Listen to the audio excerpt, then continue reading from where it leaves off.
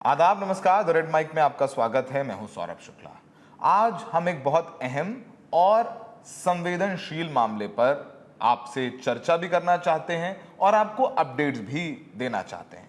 Supreme court में इस वक्त सबरीमाला मंदिर को लेकर के एक अहम सुनवाई चल रही है। कॉन्स्टिट्यूशन बेंच सुनवाई कर रही है। सुप्रीम कोर्ट के 9 जज सुनवाई कर रहे हैं, जिसकी अध्यक्षता खुद सुप्रीम कोर्ट के चीफ जस्टिस यानी देश के मुख्य न्यायाधीश सुनवाई कर रहे हैं। और वो मामला जुड़ा हुआ है सबरीमाला मंदिर में महिलाओं के प्रवेश से जुड़ा हुआ। सबरीमाला मंदिर केरला में है, उसकी बहुत मान्यता है केरल में और दक्षिणी राज्यों में भी। और भगवान अयप्पा का ये मंदिर है। इस मंदिर में आपको चढ़ाई करके जाना होता है, दुर्गम रास्ते हैं, जंगलों से जाना होता है। वहां पर सदियों की परंपरा है कि 10 साल से लेकर के 50 साल तक की महिलाएं जो मेंस्ट्रुएटिंग हैं, जिनका मासिक धर्म होता है, वो नहीं जा सकती। जब उनका मेनोपॉज हो जाता है तभी वो जा सकती हैं। 2018 में सुप्रीम कोर्ट के 5 जजों के बेंच ने फैसला दिया और वो 4:1 से था कि नहीं, महिलाएं अब मंदिर जाएंगी। उन्होंने सदियों की परंपरा पर रोक लगाई और महिलाओं को 10 साल से 50 साल की उम्र के बीच की महिलाओं को जाने की इजाजत दे दी, जिसका बहुत विरोध हुआ। तमाम जनहित याचिकाएं उस फैसले पर रोक लगाने के लिए सुप्रीम कोर्ट में फाइल कर दी गई। अब सुप्रीम कोर्ट में इस मामले की सुनवाई हो रही है। केंद्र सरकार ने साफ कर दिया है अपना रुख। केंद्र सरकार के सॉलिसिटर जनरल यानी केंद्र सरकार के जो वकील, उन्होंने कह दिया है कि केंद्र सरकार चाहती है कि जो सुप्रीम कोर्ट का फैसला था 2018 का कि महिलाओं को अनुमति दे दी गई थी मंदिर में जाने की, उस पर रोक लगा दी जाए। और कोर्ट में यह भी कहा सरकार की तरफ से कि धार्मिक मामलों में सरकार को कोर्ट को हस्तक्षेप नहीं करना चाहिए, यानी कोर्ट्स को इंटरवीन नहीं करना चाहिए when it comes to religious things. अब एक बहुत बड़ी डिबेट शुरू हो गई है। आज हम इसी पर बात करने वाले हैं। मिलन, ये सुनवाई चल रही है, कोर्ट में क्या कुछ चल रहा है और किस तरीके की दलीलें दी जा रही हैं, क्योंकि सबरीमाला का मंदिर मामला पूरे देश के लिए लैंडमार्क जजमेंट था। 2018 में जब महिलाओं को इजाजत दे दी गई थी सबरीमाला में प्रवेश की, तो इस बात पर भी डिबेट शुरू हो गया था कि दरगाहों में महिलाओं की प्रवेश की अनुमति दी जाए, हाजी अली में भी, निजामुद्दीन में भी, अजमेर शरीफ में भी। और ये महिलाओं के अधिकारों से जुड़ा हुआ मामला है। कोर्ट में क्या कुछ हुआ है वो बताइए।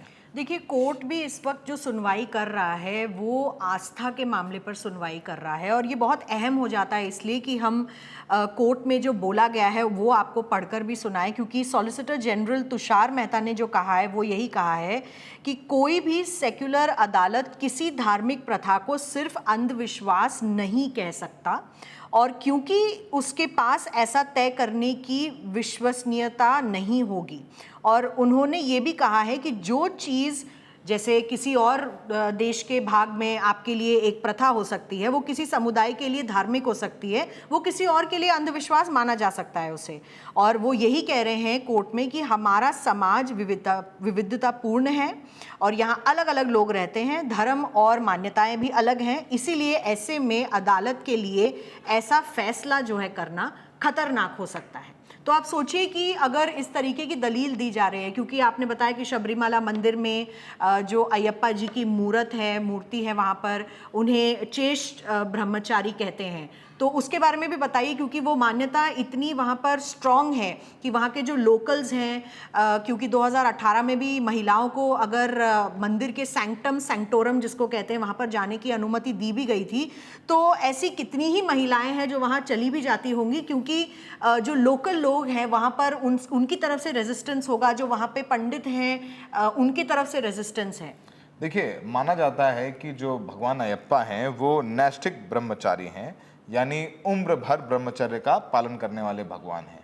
और हमारे हिंदू धर्म में आपको पता है मूर्ति पूजा होती है, और जब भगवान की मूर्ति मंदिर में लाई जाती है उसकी प्राण प्रतिष्ठा की जाती है, और भगवान का ध्यान वैसे ही रखा जाता है जैसे इंसानों का रखा जाता है। जैसे भगवान के वस्त्र बदलना, उनका भोग लगाना, उनको खाना खिलाना, और उनका भोग लगा हुआ प्रसाद माना जाता है। जो उनको खाना खिलाया जाता है उसी को ही प्रसाद के तौर पर मिला करके दिया जाता है, और उसकी बहुत मान्यता है।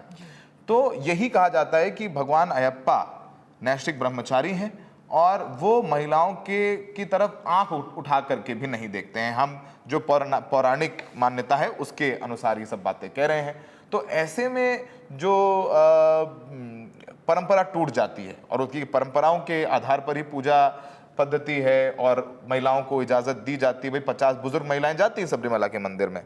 अब यही इस पर ही बहुत लार्जर डिबेट हुआ 2018 में, हमें याद है मिलन, हम पुराने संस्थान में थे और जब ये रोक हटी तो बहुत प्रोटेस्ट हुए थे केरल में। सुप्रीम कोर्ट के खिलाफ प्रोटेस्ट हुआ था कि भैया सुप्रीम कोर्ट ये कैसा फैसला ले सकता है, ये हमारी परंपरा और मान्यता की बात है जी। अब सुप्रीम कोर्ट कहता है कि आप जब महिलाओं को मासिक धर्म होता है, जब उनके पीरियड्स होते हैं, तो उन दिनों के लिए आप महिलाओं को अछूत नहीं मान सकते हैं। संविधान के आर्टिकल 14-15 में जो लैंगिक स्वतंत्रता यानी इक्वालिटी, जेंडर इक्वालिटी की बात है, ये उसके खिलाफ है। तो जब तुषार मेहता ये कहते हैं कि कोर्ट दखल नहीं दे सकती है, तो कोर्ट कहता है भाई कोर्ट क्यों दखल नहीं दे सकती है? अगर कोई मामला अंधविश्वास से जुड़ा हुआ है तो कोर्ट की नैतिक जिम्मेदारी बन जाती है कि वो दखल दे सकती है। उन्होंने एग्जाम्पल भी दिया कि सती प्रथा हो गई, ये बहुत सारी चीजें। बहुत दिलचस्प बात ये भी है क्योंकि फिर अगर आप ये कहते हैं तो फिर जब यूसीसी लागू की गई तो मुस्लिम भी कह रहे थे कि हमारा एक धार्मिक तरीका है शादी वगैरह करने का, लेकिन कोर्ट ने कहा कि नहीं, आप हिंदुस्तान में हैं, हिंदुस्तान का संविधान है और अगर कोई चीज है जो महिलाओं के पक्ष में नहीं है तो उसको सुधारना चाहिए, चाहे वो इंस्टेंट ट्रिपल तलाक की बात हो। तो अदालतों ने इंटरवीन किया है धार्मिक मामलों में, तो ये एक बहुत इंपॉर्टेंट बात है। तो तमाम तो जैसे कि हमारे यहाँ, हमारे हिंदुस्तान में बहुत सारे लोग ये भी कहते हैं कि हनुमान जी की मूर्ति को नहीं छूना चाहिए, हनुमान जी भी नैष्ठिक ब्रह्मचारी हैं। ये भी कहा जाता है कि जब भगवान राम को वनवास मिला और लक्ष्मण जब उनके साथ वनवास में गए तो उन्होंने वो भी नैष्ठिक ब्रह्मचर्य का पालन कर रहे थे। उस दौरान उन्होंने सीता जी को आंख उठाकर के भी नहीं देखा, इसीलिए वे जब जब उनके आभूषण यानी ज्वेलरी थी भगवान माता सीता की, उसको पहचानने की बारी आई तो फिर लक्ष्मण सिर्फ पायल पहचान पाए थे। उससे उन्होंने ये कंफर्म किया कि ये तो माता सीता की और यहाँ पड़ी हुई है। तो ये बहुत सारी चीजें और कोर्ट भी इसीलिए 9 जजों की बेंच है वो इस पर सुनवाई करे। वो भी जानते हैं कि मामला बहुत संवेदनशील है। और मिलन, आप देखेंगे कोई भी पॉलिटिकल पार्टी है जो केरल में इस वक्त है, चाहे वो कांग्रेस है, वो लेफ्ट है, बीजेपी है, कोई भी इस मामले में इंटरवीन नहीं करना चाहता है। वो कह रहा है कि भाई जो परंपरा चली आ रही है वही परंपरा चली आएगी। इनफैक्ट एक और पॉइंट हम मेंशन करना चाहते हैं कि जब 2018 में कोर्ट ने आदेश दिया महिलाओं के जाने पर, तो 2 महिलाएं थीं, बिंदु अमिनी और कनक दुर्गा। ये वो 2 महिलाएं थीं जो 10 साल से 50 साल की उम्र के बीच थीं, 50 साल से कम उम्र की थीं, और उन्होंने जाके मंदिर में दर्शन किया था और इनको बाकायदा सिक्योरिटी देकर के ले जाया गया था। 2019 में सिक्योरिटी यूनिफॉर्म में भी थी और नॉन यूनिफॉर्म में भी ऑफिसर्स थे, क्योंकि सुप्रीम कोर्ट का आदेश है।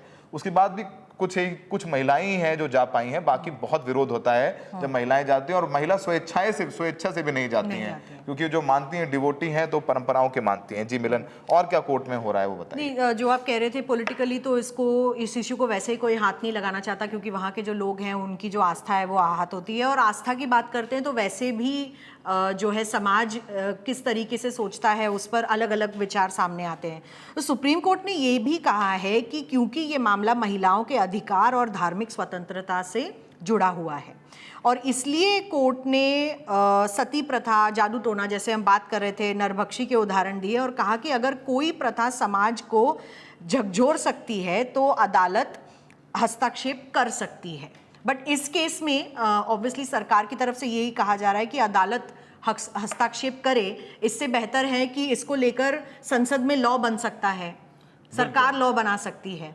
बिल्कुल, और ये मामला जो है वो अनुच्छेद 25 संविधान का आर्टिकल 25 जो धार्मिक स्वतंत्रता की बात है उसकी सीमा को भी तय करता है कि आप कहाँ तक स्वतंत्र हैं अपने धर्म को पालन करने का। हमारे देश में धर्म भी बहुत सारे हैं, परंपराएं उससे भी ज्यादा हैं, बहुत सारे मान्यताएं हैं, सबके अपने अपने रिवाज हैं, अपने अपने तौर तरीके हैं। अब कोर्ट के सामने इंपॉर्टेंट चीज़ है, जैसे कि अगर आप नैतिकता की बात करते हैं, मोरालिटी की बात करते हैं, फिर आप संवैधानिक मोरालिटी की बात करते हैं, उसकी डेफिनेशन क्या हो सकती है? आप धार्मिक प्रथाओं में कोर्ट के हस्तक्षेप या न्यायिक समीक्षा की सीमा कहाँ तक होनी चाहिए? कोर्ट कहाँ तक इंटरवीन कर सकते हैं when it comes to religion? और जो आर्टिकल 25 है वो इंसान की व्यक्तिगत धार्मिक अधिकार की बात करता है कि भाई एक हर व्यक्ति का धार्मिक अधिकार है और संविधान में हमें इस बात का अधिकार दिया गया है कि अपने धर्म का पालन कर सकते हैं, उसकी हमें स्वतंत्रता मिलती है। और अनुच्छेद 26 में धार्मिक संप्रदाय का अधिकार, जो हमारे अधिकार हैं, उन दोनों के बीच में कॉन्फ्लिक्ट हो जाता है। जैसे हिंदुओं के वर्ग, क्लास ऑफ हिंदूज को किस रूप से समझा जाए, बहुत सारी चीज़ें। हम उदाहरण के तौर पर परंपरा है भाई, वो परंपरा चली आ रही है कि बहुत आज से सैकड़ों साल पहले नीची जाति के लोगों को मंदिर में नहीं आने देते आप उसको डिफेंड नहीं कर सकते हैं क्योंकि ये इक्वालिटी के खिलाफ है। आप अगर ऊंची जाति से हैं और आप सिर्फ ऊंची जाति से इसलिए आप ही मंदिर में जा पाएंगे और निचली जाति का नहीं जा पाएगा, ये हमारे संवैधानिक अधिकारों के खिलाफ है। और उसकी एक लंबी लड़ाई लड़ी है बहुत सारे लोगों ने। ईश्वर चंद्र विद्यासागर हो, राजा राम मोहन राय हो, सती प्रथा के खिलाफ, विधवा पुनर्विवाह करना, बहुत सारी ऐसी अंधविश्वास परंपराएं थी जिनके खिलाफ लड़ाई हुई, लीगल भी हुई और संविधान और सामाजिक तौर पर भी लड़ाई हुई और लोगों को जागरूक किया गया कि पति के साथ महिला को जला देना न्याय नहीं है। और आज भी कई जगह ये एक आध चीजें खबरें आ जाती हैं। तो ये सुप्रीम कोर्ट के लिए भी है क्योंकि केरल में इसको लेकर के बहुत बैकलैश हुआ था। तो अब देखना होगा कि अदालत क्या तय करती है। और बताइए क्या कह रही है अदालत? मेहता कहते हैं कि सबरीमाला का जो फैसला आया था वो गलत है और वो कह रहे हैं कि इसे मैं साबित करके दिखाऊंगा, क्योंकि वो कहना चाह रहे हैं, यहाँ पर जस्टिस अमानुल्लाह भी कह रहे हैं कि क्या आप भगवान अयप्पा के जो बुनियादी पहलू हैं उस पर हमारी मदद कर सकते हैं। तो मेहता ने कहा है कि कल ये स्पष्ट हो जाएगा कि हम मामले की जो खूबियों की पर नहीं बोल रहे हैं। मैंने कल कहा था कि सबरीमाला का जो फैसला है वो गलत है, जिसे मैं साबित करूंगा, चाहे वो अनुच्छेद 25 हो, 26 हो, जिसके बारे में हम बात कर रहे हैं सौरभ। पर जजों का कोई भी मत हो, मैं पुनर्विचार के पक्ष में हूँ, क्योंकि मैं यही कहना चाहता हूँ कि ये एक गलत फैसला था और लेकिन ये तय किया गया है कि इस धार्मिक स्वतंत्रता से संबंधित न्यायिक नीति तय करने के लिए 9 जजों की बेंच को है जो भेजा गया है। वो उनका कहना यही है कि 2018 का जो पूरा जजमेंट आया था वो गलत था और उसे ओवरटर्न करना चाहिए। इस पे जज ने ये भी कहा कि क्या ये पेटिशनर्स जो हैं, क्या ये अयप्पा के डिवोटीज हैं, ये भी सवाल किया गया। लगवाना चाहते हैं। हाँ, जो रोक। तो उन्होंने कहा कि कई ऐसे डिवोटीज नहीं होंगे जो कोर्ट आएंगे इस मामले को लेकर, क्योंकि सौरभ जब आस्था की बात कर रहे हैं तो कई लोग ये भी मानते हैं कि कोर्ट में चले जाना आस्था को लेकर भी उनकी आस्था के खिलाफ है, उनकी मान्यता के खिलाफ है। इससे समाज आहत होता है। तो ये काफ़ी सारे जो पिटिशंस फाइल किए गए हैं एक्चुअली कोर्ट में, ये डेवोटीज की तरफ से नहीं है, ये अलग अलग रिप्रेजेंटेशनल लोगों की तरफ से हैं, जैसे यंग लॉयर्स एसोसिएशन हो गया, कई एसोसिएशन हो गया। तो कोर्ट ये भी पूछ रही है कि कौन है ये लोग जो ये रिप्रेजेंटेशन लेकर आ रहे हैं और क्या हमें उनकी बात भी माननी चाहिए या नहीं माननी चाहिए, उनकी प्ली को खारिज कर देना चाहिए। बिल्कुल। और अयप्पा मंदिर के बारे में, यानी सबरीमाला मंदिर के बारे में आपको बताएं तो ये केरल के पथानमथिट्टा जगह पर है, पथानमथिट्टा जिले में है। और जो मंदिर का गर्भगृह है, मेन मंदिर है, वो समुद्र तल से 3000 फीट ऊंचा, यानी अच्छी खासी ऊंचाई है और पश्चिमी घाट केरल के घने जंगलों में है और उसको वैसे ही रखा गया है, वैसे ही वो यात्रा होती है। इनफैक्ट जब सबरीमाला मंदिर यात्रा पर जाते हैं श्रद्धालु तो 40 दिन वो व्रत रखते हैं, मांस मदिरा नहीं खाते हैं। मांस मदिरा का मतलब मीट नहीं खाएंगे, शराब नहीं पिएंगे, सात्विक तरीके से ब्रह्मचर्य का पालन करेंगे, काले और नीले कपड़े पहनेंगे। तो बहुत कठिन पूजा भी सबरीमाला मंदिर में भगवान अयप्पा की जाती है। और तो ऐसा कई और मंदिरों में भी होता है सौरभ, जैसे कई सारे जो ज्योतिर्लिंग हैं भारत में, कई जगह ये प्रथा है कि वहाँ पर जब आप जा रहे हैं तो आपको एक सादा जो ड्रेस है वो फॉलो करना है, धोती पहननी है और महिलाओं को एक सिंपल साड़ी पहननी है। वो साड़ी भी एक नॉर्मल कॉटन की होनी चाहिए, कोई एक्स्ट्रावेगेंट साड़ी नहीं होनी चाहिए। और बहुत सारी चीज़ें, कई ज्योतिर्लिंगों में तो महिलाओं को ये भी कहा जाता है कि आप साड़ी पहने बिना अंदर नहीं जा सकते। अगर आपने सूट सलवार कमीज़ कोई इंडियन ड्रेस भी पहनी है वो भी अलाउड नहीं होता है। और उज्जैन में तो प्रथा ये भी है कि आपको सर पर दुपट्टा रखना होता है, चाहे आप फीमेल मैरिड हैं, अनमैरिड हैं, कुछ भी हैं।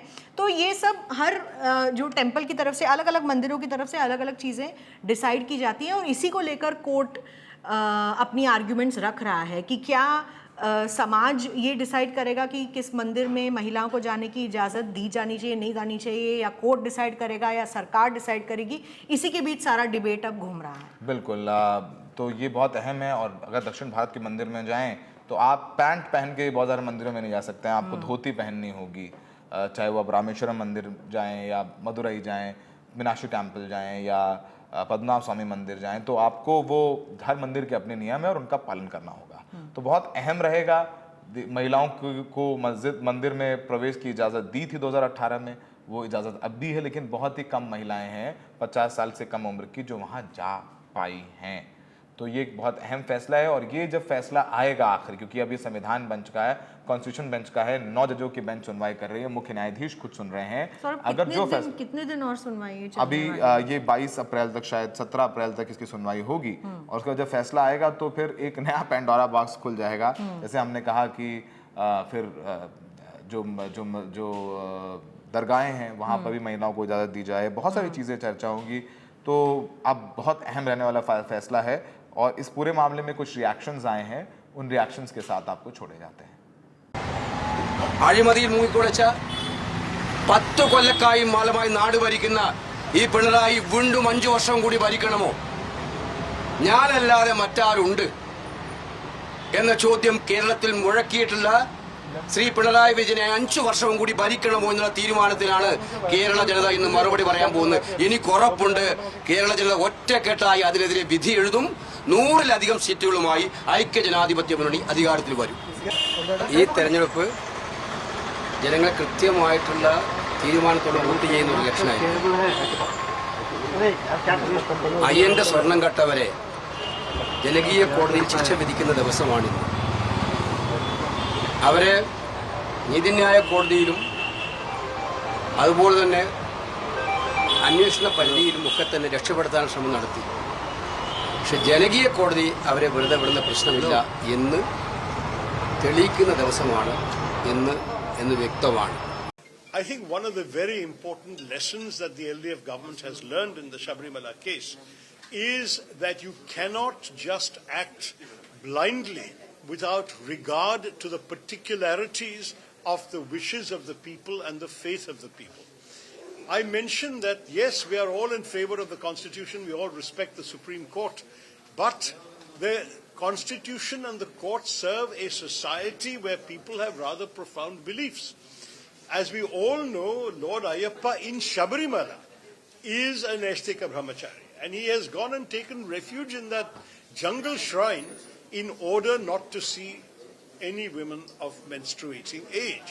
And this is why for centuries the practice has been that women below 50 are not normally, they're not welcome in the sanctum sanctorum of the shrine or in the precincts of the shrine, and this has been respected by all believers.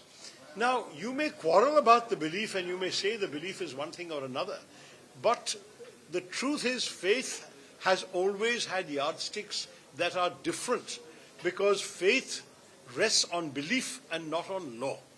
So those who are actually interpreting the law in the context of faith have to understand and respect the faith of the people. The LDF learned a very hard lesson when they disregarded the faith of the people and tried to enforce the judgment of the Supreme Court. They learned a lesson. De facto, that judgment has not been enforced for several years now. The review petition is being heard and the LDF has changed its position and has said to the Supreme Court that the old practice, the traditional practice, must be respected. We welcome that. We believe that that is much more in accordance with the natural respect for religion that is part of our traditional culture. If change is to come, it will come through the evolution of people and not by imposition, either by judges or by chief ministers. So let us just say we believe they have done the right thing in reversing their stand. They need to give an apology to the people for the way they behaved back in 2018 and 19.